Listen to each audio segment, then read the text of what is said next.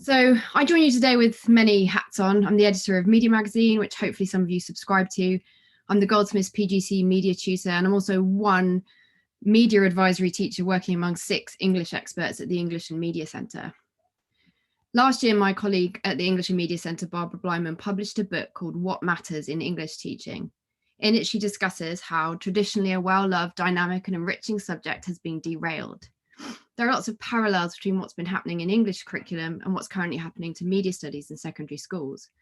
I'd urge you to read the opening chapters of that book because you could almost substitute the word English for media and all the arguments would still apply. So I'm going to start with this. In the book, she outlines how in the 70s through to the 90s, teachers would almost unanimously have agreed on certain guiding principles for the subject. So just see if any of these seem familiar to you. Where the square brackets are, I've changed English words for other words.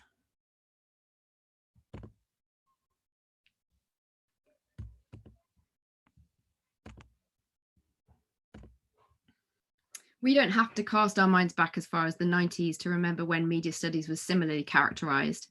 For many of us, we'd only have to look back 5 years to remember the discussions, the debates, the production work, the simulated pitch meetings, and diversions off into the media worlds of our students that made media studies a valuable and unique discipline. Perhaps for as long as it's been around, and certainly since I started teaching media in 2004, media studies has suffered from its own form of an identity crisis. With its singular blend of theory and practical, it was hard to pin down, and its purpose perhaps even more so. Are we preparing students for the media industry, or are we helping them navigate their identities in a media-saturated world? Are we safeguarding them against dangerous messages in the media, or teaching them to critique power structures? Teachers had freedom back then to tailor their courses to the needs and interests of their students.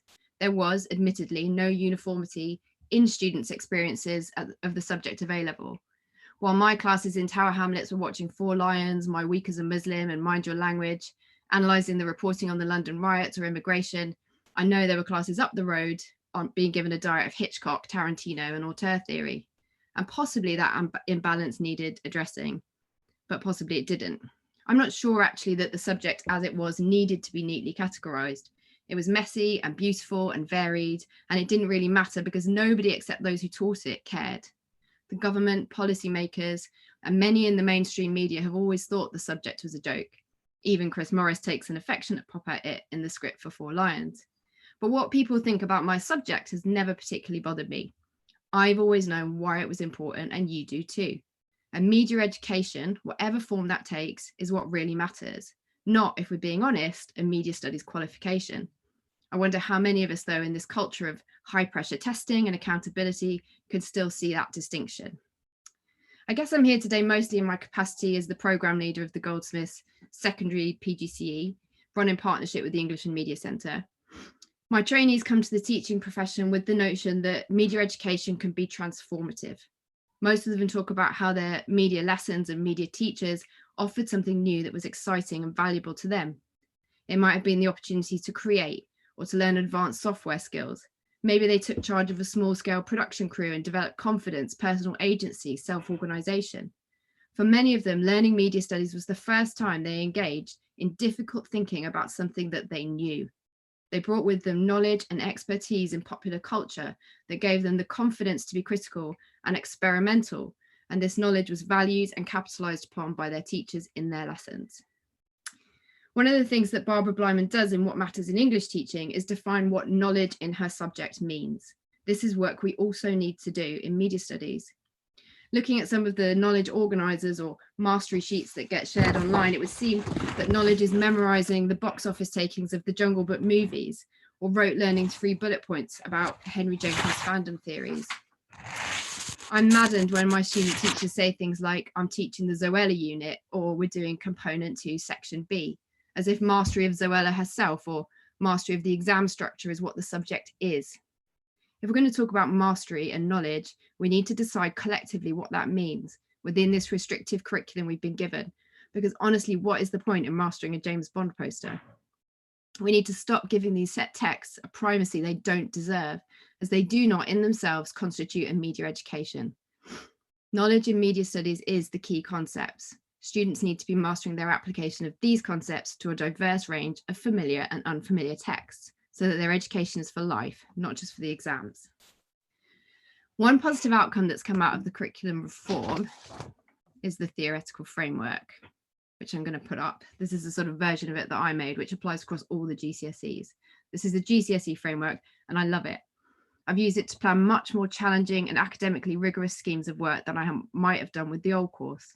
The A-level one is good too, if you strike out the theorists' names and just allow your students to grapple with the ideas, letting them sort of use them as a lens through which to examine the media.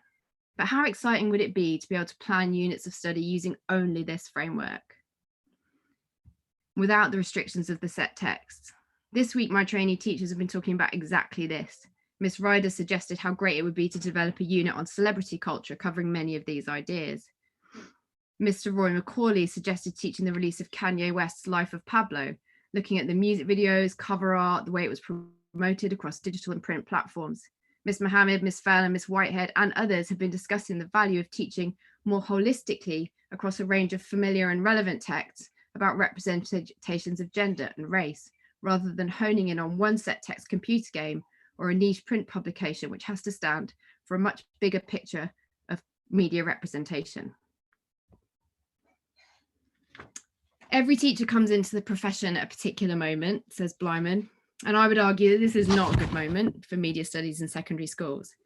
I'm confident that my current teacher trainees who remember what media studies was for them as learners have the strength of character to push in their own classroom practice for a better version of the curriculum than the one forced upon us. But I also worry that when they're in schools, being held accountable for the media results they produce, not the media education they provide, that they might lose sight of what media studies could be. Thank you.